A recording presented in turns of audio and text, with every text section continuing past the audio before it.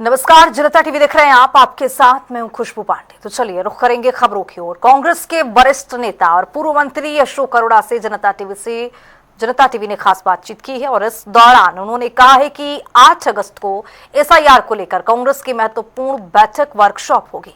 साथ ही उन्होंने Commonwealth games में शानदार प्रदर्शन करने वाले खिलाड़ियों को बधाई और शुभकामनाएं दी।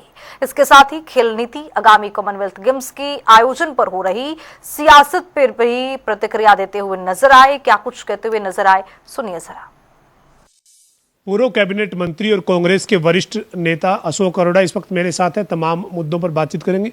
अरोड़ा साहब, इन दिनों जो एसआईआर है उसकी जो 31 जुलाई को एक नोटिफिकेशन जारी हुई, हालांकि अब 2 महीने का और समय है ऑब्जेक्शन और किसी की भी उसके ऊपर कोई आपत्ति है।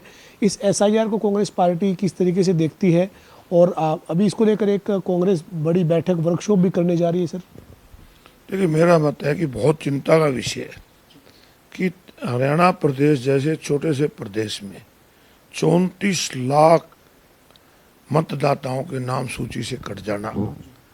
आखिर ये जो मतदाता थे कौन थे, किसने इनकी वोट बनवाई थी? ये ठीक है कि डेथ हुई है वो कट जाए, जो परमानेंट शिफ्ट हो गए वो कट जाए, परंतु बहुत भारी संख्या में अनआइडेंटिफाई मिलना ये बहुत चिंता का विषय, इसकी जांच होनी चाहिए। और एसआईआर के लिए कांग्रेस पार्टी ने पहले भी लगातार मीटिंगें की हैं। पूरे हरियाणा प्रदेश में अपने BLA 2 बनाए हैं, BLA 1 बनाए हैं और इसी को लेकर 8 तारीख को सोनीपत के अंदर एक वर्कशॉप रखी गई है, जिसमें सभी जो BLA 1 है, MLA हैं, XMLA, उनको बुलाया गया है, जिला प्रधानों को बुलाया गया है, ताकि उस वर्कशॉप में बाकायदा जो 1 महीना ऑब्जेक्शन दे रहे हैं इसके बारे में ट्रेनिंग दी जा सके। डॉक्टर साहब, जो 34 लाख वोट की जो आप बात कर रहे हैं, उसमें जो विधानसभा वाइज जो आंकड़े हैं 90 की 90 विधानसभा का, उसमें कई जगह पर जो वो 50-50 हज़ार से भी ज़्यादा वोट जो है वो आइडेंटिफाई वोट लिस्ट है उसमें। तो आपको क्या लगता है, आपके थानेश्वर विधानसभा की अगर हम बात करें तो वहाँ पे आंकड़ा कितना है? और अब जो ऑब्जेक्शन के बाद जो मांगा गया समय, उसमें कुछ और वोटर्स निकल के आ सकते हैं? देखिए, आपने कहा 50-50 हज़ार, गुरुग्राम और बादशाहपुर सीटों पे तो 2.25 लाख वोट कटी। हमारे यहाँ भी 46,000 वोट तनेश्वर विधानसभा में कम हुई। जो भी अर्बन एरिया है उसमें वोटें काफ़ी कम मिली। और जहाँ तक आप ये कहे कि आगे, मुझे लगता है कि इन्होंने जितने फार्म बांटे थे अब उनमें से भी घटेंगे, क्योंकि उस समय फार्म तो सबके ले लिए गए। अब अगर उनमें किसी की 2002 की वोट नहीं मिल रही है या किसी की और फार्म में कमी है, अगर वो पूरा नहीं कर पाएगा उसमें घटेंगे। निश्चित रूप से मेरा मानना है कि ये संख्या और बढ़ सकती है। तो कांग्रेस पार्टी की जो 8 तारीख को सोनीपत में बैठक है एसआईआर को लेकर, उसमें विधानसभा वाइज BLA जो आपके बनाए हुए कांग्रेस पार्टी, वो अपना आंकड़ा रखेंगे और उसमें आपको जो आपको संदेह है, जिसको आप चिंता व्यक्त करें, उस पर आप कांग्रेस पार्टी अपना होमवर्क करेगी? निश्चित रूप से मीटिंग इसीलिए बुलाई जाती है, हर कॉन्स्टिट्यूंसी का डाटा आएगा, हर कॉन्स्टिट्यूंसी में क्या क्या दिक्कत आ रही है। BLA 1 जो बने हुए हैं, सारे सीनियर लोग हैं, वो अपनी बात रखेंगे और उसके बाद आगे क्या करना है, ताकि अपने BLA 2 को भी ट्रेनिंग दी जा सके कि किस प्रकार से ऑब्जेक्शन भरने हैं, कटवाने के लिए कौन सा फार्म भरना है, जुड़वाने के लिए कौन सा फार्म भरना है, ये सारी चीज़ों की ट्रेनिंग दी जाएगी। इसके अलावा सर एक सवाल है, अभी कॉमनवेल्थ में जिस तरीके से हरियाणा के खिलाड़ियों का शानदार प्रदर्शन रहा है, आज हरियाणा के मुख्यमंत्री नायब सिंह सैनी ने चंडीगढ़ में प्रेस कॉन्फ्रेंस की है, हरियाणा के खिलाड़ियों को शुभकामनाएं दी है। उनका ये कहना है कि हरियाणा सरकार की खेल नीति की बदौलत जो है वो खिलाड़ी इस तरीके से मेडल लेकर आते हैं, उनका सम्मान समारोह भी किया जाएगा, उनको उचित मान सम्मान सरकार खेल नीति के तहत दे रही है। आप कैसे देखते हैं सर इसको? पहले तो आपके माध्यम से, आपके चैनल के माध्यम से सभी खिलाड़ियों को बधाई देता हूं, जिन्होंने कॉमनवेल्थ गेम्स के अंदर मेडल लेके इस देश का नाम रोशन किया। और विशेष रूप से हमारी बेटियों ने बहुत अच्छा प्रदर्शन किया, इससे काफ़ी आगे उत्साह बढ़ता है। और प्रदेश के मुख्यमंत्री ने कहा कि ये हमारी खेल नीति है।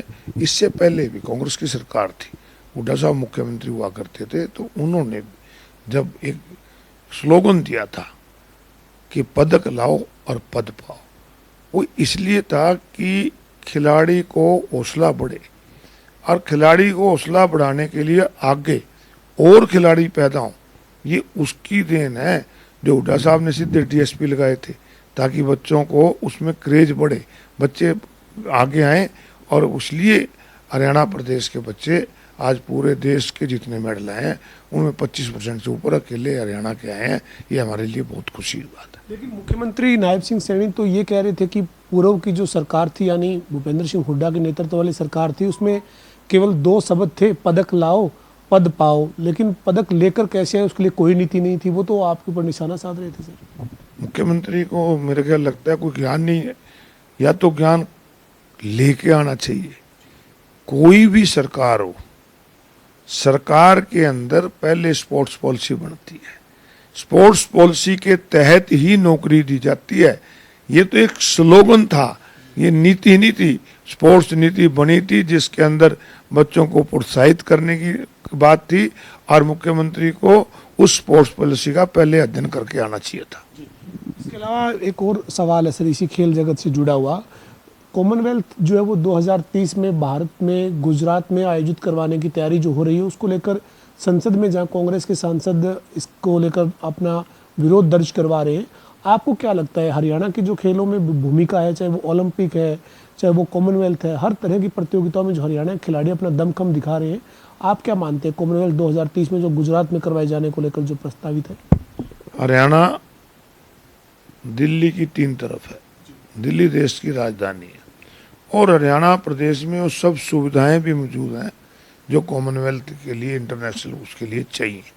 और हरियाणा प्रदेश देश में 25% मेडल लेने वाला पहला प्रदेश है, जिसकी आबादी तो 2% है, और मेडल 25% लेके हम आए हैं। तो हरियाणा को गुजरात में कराएं, कोई दिक्कत नहीं, परंतु को पार्टनर हरियाणा को भी बनाना चाहिए। ये जो सांसदों ने मांग उठाई है बहुत उचित मांग है, मैं इसका समर्थन करता हूँ। हमारे साथ कांग्रेस के वरिष्ठ नेता और पूर्व कैबिनेट मंत्री अशोक अरोड़ा थे, जो कह रहे हैं कि एसआईआर में कई जगह पर जो वोट कटे हैं वो चिंताजनक है, और इसको लेकर कांग्रेस पार्टी मंथन करने जा रही है। 8 तारीख को सोनीपत में एक बैठक बुलाई गई है। इसके अलावा उन्होंने जो खिलाड़ी मेडल जीत कर आए हैं उनको भी शुभकामनाएं दी है। वीडियो जर्नलिस्ट विजेंद्र सिंह के साथ पवन सिंह, जनता टीवी, चंडीगढ़।